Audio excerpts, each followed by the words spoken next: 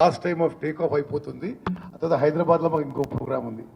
నేను మీ ద్వారా ఇక్కడున్న గౌరవ ప్రజాపతి ద్వారా చాలా స్పష్టమైన హామీ ఇవ్వదలుచుకున్న ఉమ్మడి మహబూబ్ నగర్ జిల్లా ప్రజలకి పాలమూరు రంగారెడ్డి స్కీమ్ పూర్తి చేస్తాము, కల్వకుర్తి లిఫ్టిగేషన్ స్కీమ్ పూర్తి చేస్తాము, నెట్టెంపాడు భీమా కోయిల్ సాగర్ స్కీమ్లో అన్ని విధాలుగా 100% పూర్తి చేస్తాము అని స్పష్టమైన హామీ గౌరవ రేవంత్ రెడ్డి గారు ముఖ్యమంత్రిగా వారి సొంత నేటివ్ మహబూబ్ నగర్ జిల్లాలో పూర్తి చేస్తామని చెప్పి మీ అందరి ద్వారా మహబూబ్ నగర్ ప్రజలందరికీ నేను హామీ ఇస్తున్నా.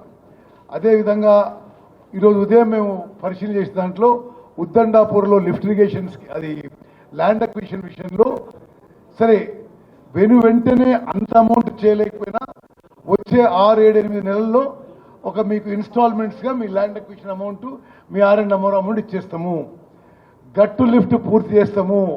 రేలంపాడు రిజర్వాయర్కి 4 TMCలు కానీ ఎక్కువ అని పెంచడానికి ప్రస్తుతం 2 TMC ఏదో లీకేజ్ అవుతుందో అది రిపేర్ చేసి దాని కెపాసిటీ పెంచే ప్రక్రియ ఇమ్మీడియట్లీ చేపడతాము. అక్కడనే గద్వాల్ కాన్స్టిట్యున్సీలోనే మరి 10, 15, 20 TMCలు ఎగ్జామిన్ చేసి స్టోరేజ్ కెపాసిటీ ఉన్న రిజర్వాయర్లు కూడా నిర్మాణం చేయబోతున్నాము. సముద్రం దగ్గర పరిశీలన చేసినాం. అక్కడ మీకు ల్యాండ్ అక్విజిషన్ RR కింద కావాల్సిన అమౌంట్ ఇచ్చి పూర్తిగా ఆ రాజీవ్ భీమా లిఫ్టిగేషన్ స్కీమ్ వేగవంతంగా వార్ ఫుటింగ్లో పూర్తి చేస్తాము. అదేవిధంగా నార్లాపూర్లో మేము కొన్ని రిజర్వాయర్లు కొన్ని విషయాలు చూసినాము. తప్పనిసరిగా ఆ విషయాలు అక్కడ ఇచ్చిన హామీలన్నీ కూడా నెరవేరుస్తాము.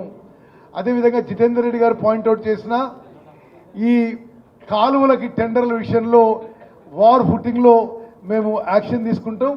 సరే మేము చెప్పినా చెప్పకున్నా పాలమూరు రంగారెడ్డి స్కీమ్ విషయంలో గత ప్రభుత్వంలో 27,500 కోట్లు ఖర్చు పెట్టి ఒక్కెకరం కూడా కొత్తగా ఆయకట్టు తీసుకురాలేదు. ఆ పెద్ద మనుషులు ఎందుకు ఇప్పుడు మూర్ఖంగా మాట్లాడుతున్నారు అర్థం కావడం కానీ ఒక్కెకరం కూడా ఆయకట్టు కొత్తగా తీసుకురాకుండా మేము 90% పనులు చేసినాం అంటారు. అదేవిధంగా కల్వకుర్తి స్కీమ్ ఎప్పుడు మొదలుపెట్టిండ్రు, ఎందుకు పూర్తి చేయలే? నెట్టెంపాడు భీమా కోయిల్ సాగర్ ఈ స్కీమ్స్ వాళ్ళ 10 ఏళ్ల హయాంలో ఎందుకు పూర్తి చేయలే? రాష్ట్ర వ్యాప్తంగా ఇరిగేషన్ శాఖని మరి అన్ని విధాలుగా నష్టం చేసింది కదా బీఆర్ఎస్ ప్రభుత్వం. 10 ఏళ్లలో 1.81 lakh crores ఖర్చు పెట్టి నామమాత్రం ఆయకట్టు వచ్చింది. ఇప్పుడు రేవంత్ రెడ్డి గారు బట్టి విక్రమార్క గారు మా అందరి క్యాబినెట్లో నిర్ణయం తీసుకున్నాం. తక్కువ ఖర్చుతో ఎక్కువ ఆయకట్టు తొందరగా తీసుకొచ్చే విధంగా మేము చర్యలు తీసుకుంటున్నాం. యావత్ తెలంగాణ ప్రజానీకానికి తప్పనిసరిగా మరి ఉమ్మడి మహబూబ్ నగర్ జిల్లాకి ప్రతి ఎకరాకి మరి నీళ్లు తీసుకొచ్చి సస్యశ్యామలం చేస్తామని చెప్పి మీకు మాటిస్తూ ముగిస్తున్నారు. జై హింద్.